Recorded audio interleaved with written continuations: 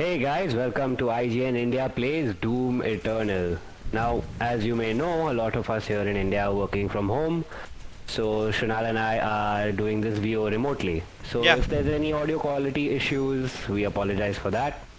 We've also not been able to play each other's games. Like I've not been able to play Doom, Shunal has. So we're going to take a different format where I'm going to be asking him questions about Doom and he's going to answer it. And Yeah, and as far as I know, you've tried to stay clear of spoilers as much as you possibly can, right?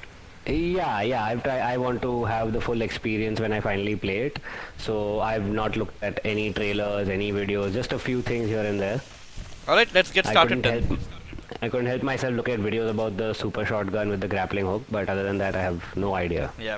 Yeah, so Shunal, where does Doom Eternal pick up from when it comes to Doom 16? Not too long after the events of Doom 16, so there's like something that happens between the two games, which I mean it's hidden in the codex somewhere. So, and I'm not really one for story that much, so I haven't explored it. But if you remember, Doom 16 ended with Samuel Hayden putting the Doomslayer like in isolation somewhere, right? Like so that he can. Yeah, in stasis or something Yeah, like that. so Doom Eternal literally kicks off with the Doomslayer arriving in Earth's orbit in a ship called the Fortress of Doom, ready to kick some ass. Wow. Yeah, Yeah, like pretty much on the nose there. yep.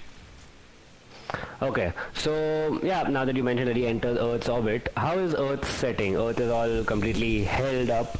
You know, How is the setting different? I actually like it a lot more than Doom 16 because like the one of the two major complaints I had about 16 was that the environments got kind of repetitive because there's this one color palette used through most of the game, which is red, right? Yeah, including the hell part of it as well. Yeah, like not only hell, like Mars, the Mars surface, a lot of the machinery, it's all very red, which Yeah, yeah. worked fine for the setting and the story, but ultimately I think was maybe a bit too monotonous.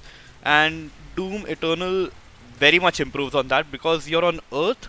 A lot of the missions are like all over the planet, like the second and third missions are in the Arctic, so you get very nice play on colors with red and blue and purple working together. Yeah, that's interesting. Yeah, it's a real treat for the eyes, honestly. Like much better than Doom 16 was in that regard. Uh, are there any popular attractions around? Like, can you see, for example, the Eiffel Tower or something in the background? Not that I've bothered to look honestly, because the demons have messed everything up, right? Like everything's all fucked up and shit. So not really much Sure. time to sightsee. Like I'd go as far as saying.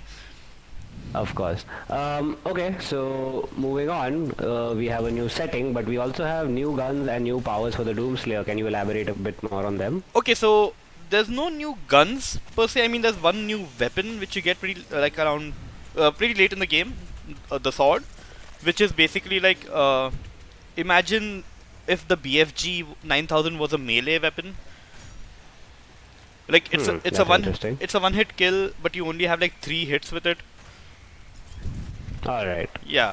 Uh, What about the shoulder cannon and the flamethrower yeah, and the grenade launcher? that's where the new non-gun aspects of the gameplay come in. A lot of the new non-gun aspects. So basically, they've refined on the combat chess idea we've seen in Doom 16, Yeah. where so the whole idea was you're not supposed to hide or sit in one place and shoot at things from a distance. You're supposed to be on the move, killing things, because glory kills give you health. And they've expanded on that formula. So like even in Doom 16, chainsaw kills gave you ammo, but chainsaw fuel itself was pretty scarce, especially later on in the game. They've done Yeah. away with that idea, and I mean you still get chainsaw gas, but it's not really necessary anymore because chainsaw gas kind of regenerates on a timer, which is a pretty short timer. So you can honestly like how I really played through most of the game on the ultra violence difficulty, which is the second highest one, like right above nightmare, was glory kill, then chainsaw kill, then shoulder mounted cannon and gun kill, just to keep topping up my health and armor and ammo as the fight went Yeah. on. So the shoulder mounted cannon gives you armor, I think? So okay, so the shoulder-mounted flamethrower. It's a flamethrower. It's a pretty short-range Yeah. one, but thankfully it's got an area effect, so it's really good when you have like a bunch of those smaller, weaker zombies, zombie demon things. Yeah. So like when you hit someone with it, they get set on fire and they start sweating armor shards. Sorry. Yeah. Uh, That's how demons work for sure. yeah, and and this works on every like demons of all size. Honestly, like all of them will start sweating armor shards, even the big ones, even the boss fights. So the trick to the flamethrower really is that when you kill an enemy that's on fire, it will drop a bunch of armor instead of just small bits like 5 armor giving shards or something. Like you'll quickly get Alright, like so 20 armor from like a standard like plain old demon kill if they're on fire. okay, so what I'm getting is that you're always on the move thinking about how to kill the next demon so you can top up your ammo armor, Yeah, alright? that's like a constant juggle, especially on the higher difficulty. I think it'll be a slightly more relaxed on the normal difficulty, which I haven't really tried. So, but like I'm pretty sure Alright. that'll give you more breathing room, so you don't have to constantly keep like glory killing and chainsaw killing. Alright. So when you're in the midst of all these juggling how to kill different demons and you're running at Doom Slayer speeds, how's the performance overall? It performed great. I've got a decent computer with a mid-range graphics card, and it ran like everything maxed out. Frame, even the FOV slider set to 120. It was smooth as hell, like no frame rate dips whatsoever on my end. Like even the video we captured for this video is at a solid 60 frames per second. Lovely. Moving on, so Doom Eternal has a bit more platforming. What I've seen that there are monkey bars and you can climb stuff and all.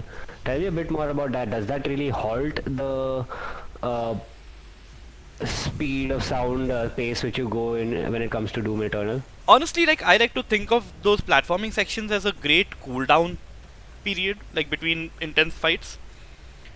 Like they are challenging in the sense that you really need to look at where you're going to jump first, but there's not that much on timing and stuff involved. It's not going to be like some of the harder levels of Super Mario World or anything.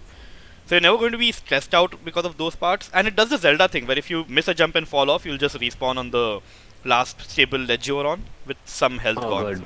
Yeah. More games need to do that. Yeah. So you're not going to die instantly if you fall into a lava pit. You'll just like if you miss a jump and fall into a lava pit, you'll just respawn on the last stable surface with some health gone. And well, like I said, it's not really going to challenge your timing and stuff all that much once you've charted out the route you're going to take during those platforming sections. And they act as I really appreciated them because some of the fights get really intense. Nice. So does the platforming get used when it comes to a combat arena? Yeah, they introduce some of the platforming elements in some of the arenas here and there. Like early on, it's pretty simple stuff with like the monkey bars and stuff. But later on, you'll also see like the climbable walls and stuff to help you maneuver through the arena better. And it gives a really good sense of speed and general playing because you're never going to stand still, obviously, but like the fact that you can stay in the air for upwards of 10 seconds while killing things is fantastic. All of them, the air dashing, which is also a new thing, and the monkey bars, the climbing, and the super shotgun's grappling hook all work together very harmoniously. And it really helps that the grappling hook in particular, you don't have to necessarily shoot someone with the shotgun once you've grappled onto them. You can go into a chainsaw kill from that. You can do anything from that. You're not locked onto just using the shotgun. That's always nice when developers give you that option. Yeah. So Bethesda recently said that they did not want to just keep a normal old deathmatch in their multiplayer, but so that's why Doom has a very different multiplayer format. Have Yeah, you battle tried mode. playing any of it? No, it's not live yet. So it'll go live on Friday, like when the game's out. But the thing On is, launch, yeah. it does still have the tutorials because that mode is a lot.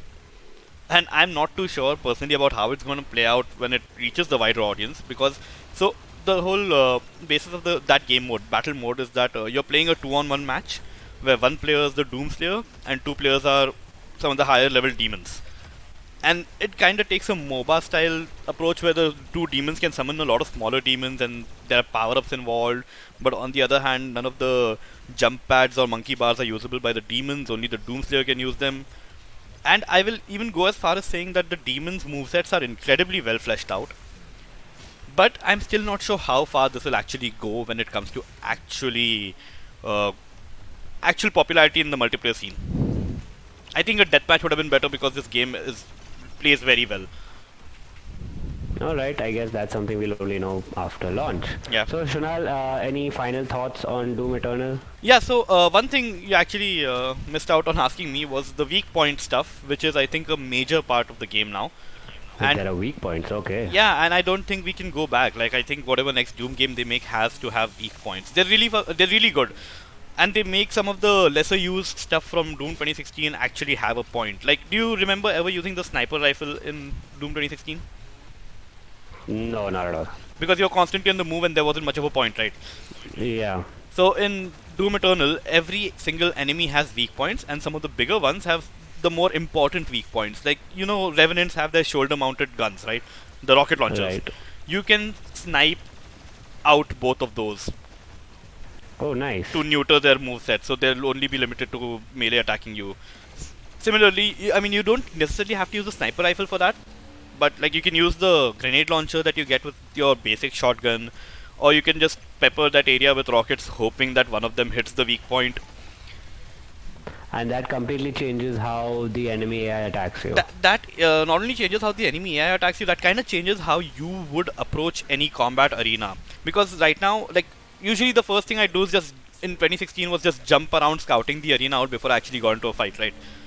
In Doom Eternal, the first thing I'm doing is, like, whipping out my heavy cannon with the sniper attachment and looking for, like, okay, where are the strong enemies so I can just quickly take out the weak points right now. Like, you can take out the hand cannons that the Mancubists tend to have.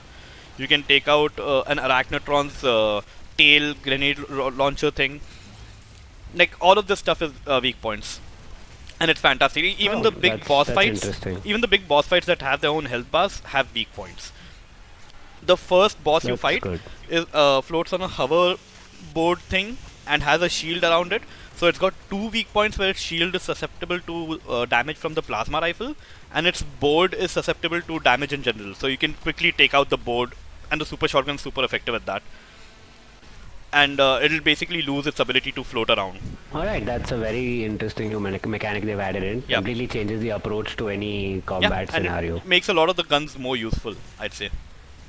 Sure.